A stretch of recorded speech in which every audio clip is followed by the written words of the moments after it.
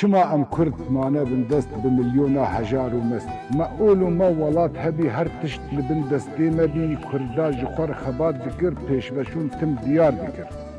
سومری و سامی کی بود؟ زردشتی بود چه بود؟ دفگرم لدیروکی دبم دوستی پیر حفوکی ولات ببو کلهک مزن ولات ببو روشک مزن جدور وهات ایش و بلا خبردا ناف جرگ و دلا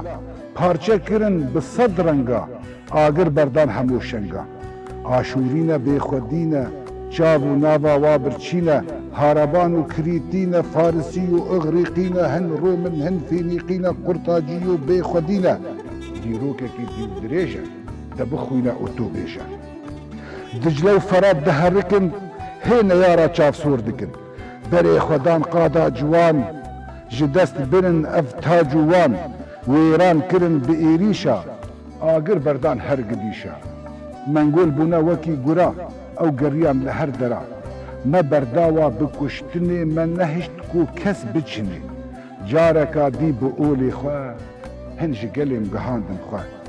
اول لبای هف زیده هاتم بفلسفه و شر هاتم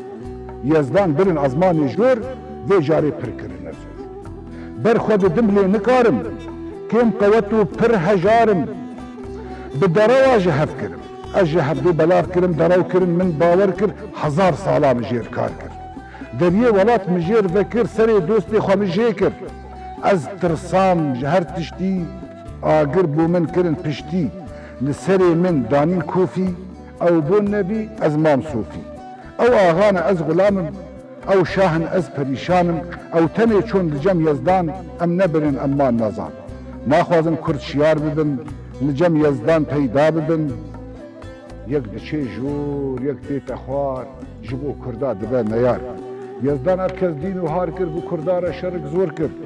آوا کرن مزگفت و دیر او چونه جور کرد ما نجیر لجم یزدان جینه دکن کنی خواب بو کردا دکن دوجه جبو کردا هیا بهشت بو ما بی درگیا ام ترساندن لدیروکی کرن دوستی پیر حفوکی هگر هبا یزدان لجور ریکی بووی ام چه بکن